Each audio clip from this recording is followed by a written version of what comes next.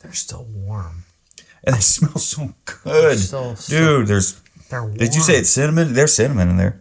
Yep. Yeah, cinnamon banana bread. It's cinnamon banana bread. Oh my. On this bonus episode of Savor the Burn. Let's go!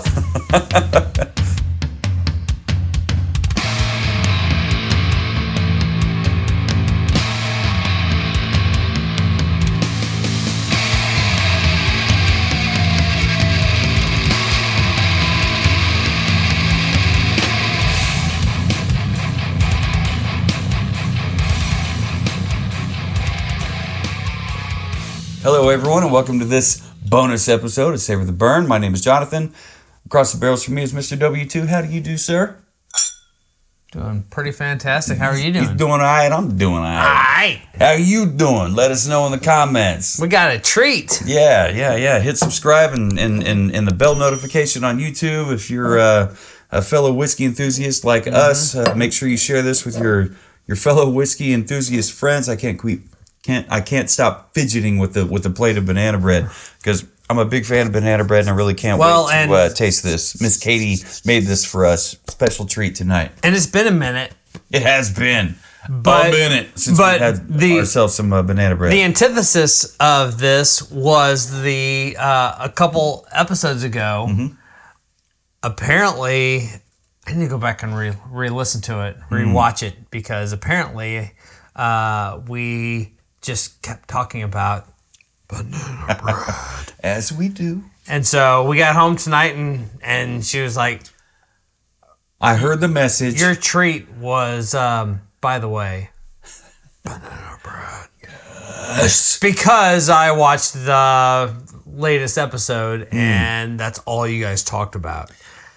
I'm pretty sure we talked about other things, but yeah, we probably talked about gotchas and fishnets, maybe even crab rangoon. Talked about whiskey, and maybe a little whiskey. Yeah, maybe we talked about whiskey. Maybe we talked about rocktails. Anyway, was it a cocktail episode? Maybe we talked about the cocktails. Actually, I remember the last. No, one. It was a full episode. It was the peach. Oh, so it was a full episode. Mm-hmm. Okay, all right. Well, when it comes to banana bread, it's got a lot to offer. It's got a lot of subtle intricacies with the palate. So we thought Heaven and Hill Grain to Glass Bourbon. Let's revisit. Would make an incredible. Actually, I have the notes right here. What did the notes say? On the nose, vanilla and custard, caramel, spiced pear, brown butter, and butterscotch. On the palate, there's going to be a little bit of caramel apple. Yep. Butterscotch carries through. Yep, there it is. Almond and oak. There's going to be a grassy / barley. Maybe it's malted.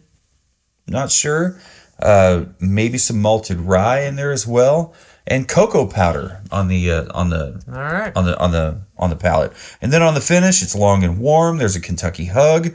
The vanilla comes through. The butterscotch is carried through all the way from nose to finish.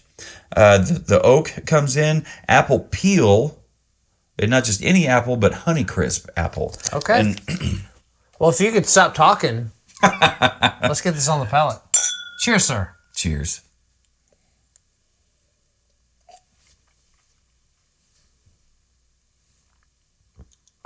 That's pretty delightful.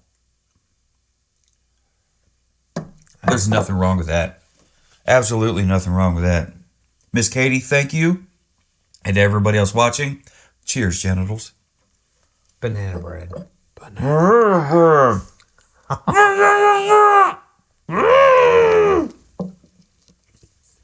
Oh, yeah. Oh, and that pairing? Yeah. Slaps. If you still have some of the banana bread in your mouth and introduce some of that with it, whatever this means to the Italians. That's it. Forget about it. Forget about it. So good.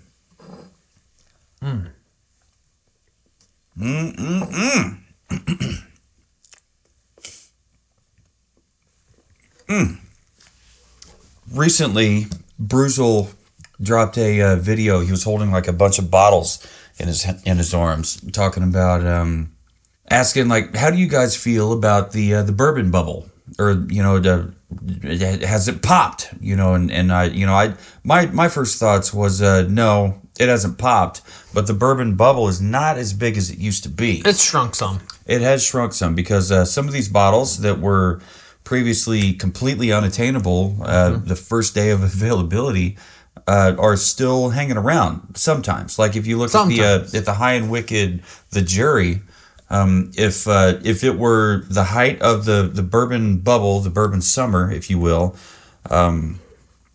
that would be extremely difficult to get a hold of if everybody were talking about it, if everybody knew about it. That happened with Blanton's, with all of the Weller products. Even Michter's was super hard to get a hold of. But I'm not so sure that had anything to do with the bourbon bubble as much as it did their limited production of all things.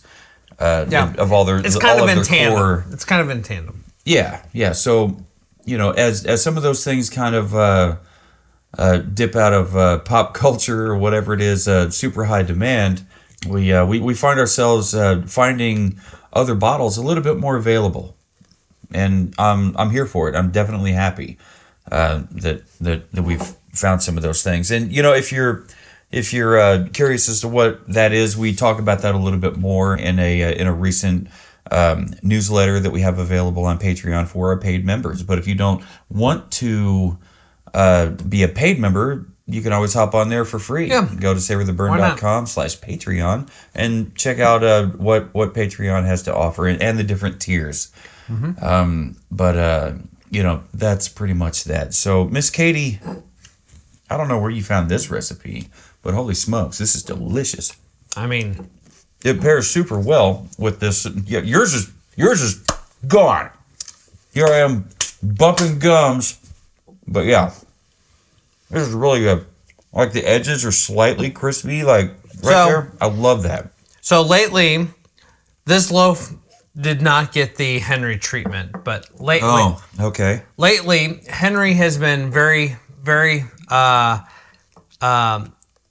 part of the process and very instrumental in the selection of what goes into a banana bread baking recipe for Mardi Gras.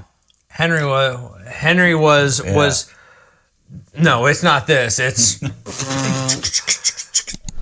Henry wanted all of the sprinkles, not just blue, not just purple, not just green, not just yellow, not just red.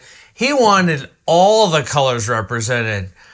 And so they dumped all the sprinkles, and not just on top, but inside. But you pour a little batter in the pan, sprinkle it. Pour a little bit more batter, sprinkle it. Pour a little bit more batter, and then really sprinkle it on top. Give them hell. That loaf, it tasted delicious. Did not change any flavor whatsoever, but it looked like a 6-8 month old moldy loaf of banana bread. Bless his heart.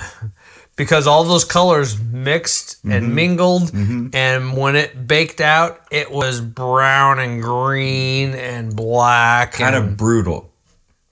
But that said, it didn't taste bad. No, it didn't taste bad at all. It was delicious. Man, that pairs so well.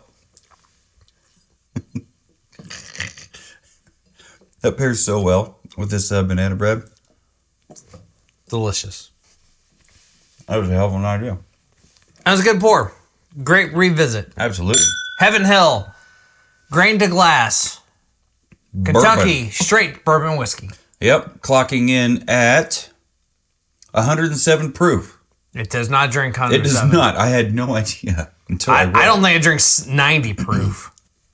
Distilled and bottled by Heaven Hill Distillery, Bardstown, Kentucky. We accidentally went to Bardstown when we were on our way to another distillery. The map in the truck took us to Heaven Hill instead of where Bardstown. That was so weird. We were headed to Bardstown. We were heading to Bardstown, and all of a sudden we were just like, no, that's Heaven Hill. Nope. Yep. Yeah. And then we pulled up and I'm like, nope, that's Heaven Hill. I see over there they were not open yet. I see the Elijah Craig painting there on the wall on the inside there. and you're like, this stupid map brought us to the wrong place. It's like the first thing, and he's probably thinking like, God, is this an omen for the rest of the day? Probably not. It was not. It didn't occur to me until just now, like maybe that was a bad omen, but it was not, because the rest of the day, that whole day was amazeballs. We ended up in the Holy Land. Yep. And for those that know, what's my Holy Land? Let me hear you. Well, here we are, Jim Beam Distillery. We're at the Holy Land, my Holy Land. We're gonna meet some cool people. We're gonna see some cool things. I guess this is the big white barn that I keep hearing so much about. We're gonna grab a selfie in front of it, post it on socials, and then go check out the Jim Beam restaurant. See what they got on the menu, and it's gonna kick major ass. Jim Beam. I heard it. Yep, and we got to meet Mr. Fred. No, I was gonna say, Frederick. We weren't just up in the Holy Land. Yeah, we were deep inside it. Picture now in front of the white barn. Mm-hmm. How cool is that? Amazeballs. How fucking cool. That was really cool. And then we went to the. But then, yeah. I'm not gonna get ahead of myself because that lunch. The lunch, yeah, I was gonna say. Then we went up and we had lunch. The lunch was. I don't know if you want to post the pictures of our food here and sure, here. Why not? And then those cocktails. The cocktails were amazing.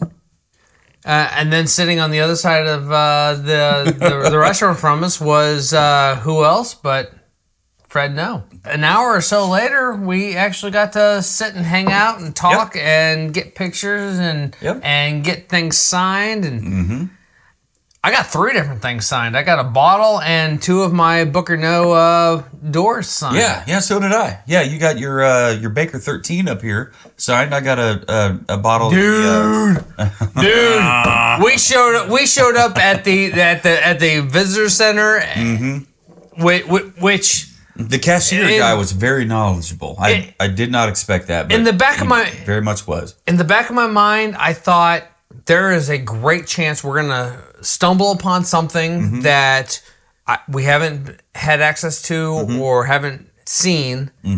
And one of those things, which will be on a future episode. Oh, yeah, dude. Is, okay. Yeah, so we had a pour of that. So the old Overholt, which I've had the regular offering, and the regular offering is a stupid less than $20 a bottle. Oh, really? Yeah. It's a great rye whiskey that is super cheap. A great rye whiskey. Great rye whiskey that is super cheap.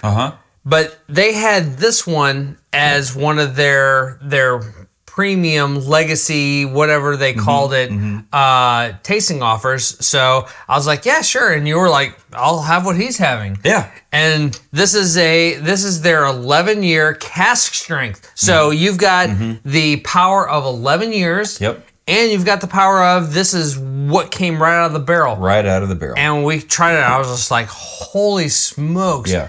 And I saw it. It wasn't a cheap bottle, but it wasn't outrageous. So I was like, yep, I'm going home with that. And then I look over and I went, what? Because what is that in the corner? And it really was over there in the corner at the very, very end, over there by the register. We've had the Baker 7, which was the one we had originally, which is long gone, was 8 years, 6 months. Yeah. And then we got into the high rye Baker 7, the limited release from this last year. But sitting right there in the gift shop, and they're like almost with a little bit of. They're like, oh yeah, we finally got more of this in, and we haven't seen it in a long time, and it's really hard to find. Yeah. Yeah, I've been hunting for the Baker 13 for at least 2 years now. 2 years. And I've never, ever seen it in person. I've seen it online all day long, and it's $300+ Flavier, I think it's $400 something dollars. And what was it at the distillery? I think it was like 140. 140. It's a bottle I've never seen in the wild. Yep. Ever seen in the wild. And the second market price on there is ridiculous. So I grabbed that one. I grabbed this one. And then we headed down. Actually, we got all the things. We went to lunch. The lunch we had there at the what was it? The something table. I think it was the table. The table. Yeah. That restaurant at the Claremont James B. Beam Distillery. Mm-hmm. So fucking good. So good. I had the smoked margarita pizza. Mm-hmm. The smoked mozzarella on that pizza was incredible. I sent a picture to Katie and wood fire oven. I sent her that picture. She's like, it could use more mozzarella. I'm like, okay, but the smoke on that mozzarella, is you can taste that wood fire smoke. She's like, there. I said what I said. Miss Katie, she ain't wrong. Mm-hmm. But that pizza was pretty. What pizza couldn't use a little more cheese? What did you have? Oh, I had the fried catfish with stuffed collard rolls. Oh, very nice. Collards. Very nice. Yeah, so it was like rice and like a Cajun Creole sauce over the top of them. They were absolutely fantastic. Yeah, very nice. Yeah, and we did a little swap. You tried my fish. I tried your pizza. We both enjoyed the shit out of it. We both enjoyed every bit of it. It's very tasty. Very tasty. It was a great experience. Mm-hmm. Mm-hmm. Start to finish. You know, eating there, and that's the thing too. Is we were trying hard to be very mindful of our time and mindful of our schedule because we wanted to accomplish a lot. Yeah, we had a lot on the schedule. In a single day. Mm-hmm. And so we had a time that we needed to be there by, which we got there about an hour and a half earlier than the time that we wanted to be there by. Mm-hmm. And we're like, okay, let's chill. And we weren't sure because online we booked the event for the day, the meet and greet with Fred No. Yeah. Which, how cool was it? Was super cool. Especially knowing a little bit of the backstory with some, like a health scare he had. And our waitress and her mom. And like, I don't know if I want to get into HIPAA violations right now, so I'll just leave all that shit alone. but yeah, that and hearing him talk about the stories with his relationship with Jimmy Russell. Jimmy Russell, yeah, because I asked him like, what's the backstory? Cool. What's the backstory on this Jimmy's batch with the Bookers? And he was, thank you, just a little bit, thank you. And he said, well, and he kind of leaned back. He like put the cap on his marker and kind of leaned back. He's like, Jimmy is, Jimmy was my one of my dad's best friends. And his exact words were, he was my second dad. Yeah, he was a second father to me. After Fred's dad died, Jimmy became a second father to him. And like you said, and it was just, it was really just heartening to hear him talk about, a competitor in the whiskey business, but he wasn't a competitor at all. No. When he was young, Fred was brought into these situations with these people, pretty much dragged in by Jimmy, Mr. Russell, and he dragged him in and stand up, shake these people's hands. Fred, this is this and this and this. So and so. This is Fred. Yep. Seventh generation master distiller of pay attention, son. And Fred did. He learned a lot from him, and really, when it came to Jimmy's batch, he wanted to pay homage to his dad's best friend and to his father figure, Mr. Jimmy Russell. Yeah. And I think I mentioned something like, I wholeheartedly understand that and, applaud you for that because, posthumous, declarations of praise are one thing, but really you want to hand out roses while these people are still alive. Yep. Oh yeah, and he kind of lit up at that comment. He was like absolutely, and that's why we released it. That's why they did it, because he's still here. He's still active in the distillery and producing things. Yeah.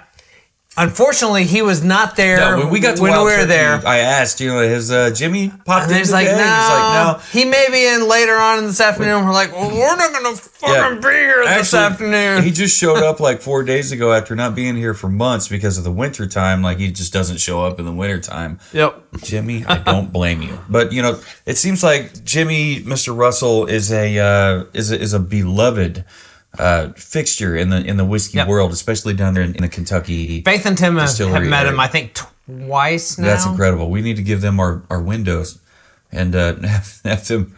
It'd be better if we had it personally, but I mean, whatever. That's not a bad idea. So where was I going to go with that? Whiskey happened, and I totally lost my train of thought. So anyway, he wasn't there for like the winter months, because really, who wants to be there in the wintertime? And I guess he had just been there like maybe 2 or 3 days before, like maybe 4 days before. Mm-hmm. And we kind of hoped that he would show up, and if he did, we were going to run out to the truck and grab our Booker windows and have him sign them for us. But he didn't, and that's fine. We saw his scooter. We dropped his scooter was there. Savor the Bourbon stickers in the basket. But I mean, how did those get in there? Yeah, how did that happen? But yeah, he's a beloved fixture in the whiskey world here in the Kentucky distillery, brotherhood pretty much, and even our friend Joe Magliocco, president of Michter's, had a couple Jimmy stories. He was like, let me tell you a couple Jimmy stories. Let me give you 2 Jimmy stories or whatever it was, and we're just like, keep talking, tell us more stories. Like tell us more. We were just enraptured by everything that Joe had to say about Jimmy Russell and his history with the whole whiskey journey that he's had. What an incredible story that was. It started out when he was a kid. Awesome. It was awesome. Yeah. So, guys, we've had one hell of a time eating this incredible cinnamon-infused banana bread. Thank you, Miss Katie, for coming up with that. Yes. How do I say this? Banana bread. So good. And this Heaven and Hill Grain Glass Bourbon paired excellently with this banana bread. Hell yeah! Incredible. Delta Foo. Shout out to Carlo. So, no matter who you are and where you are and what you're drinking and what you're eating and who you're consuming all this with, never forget, keep on burning.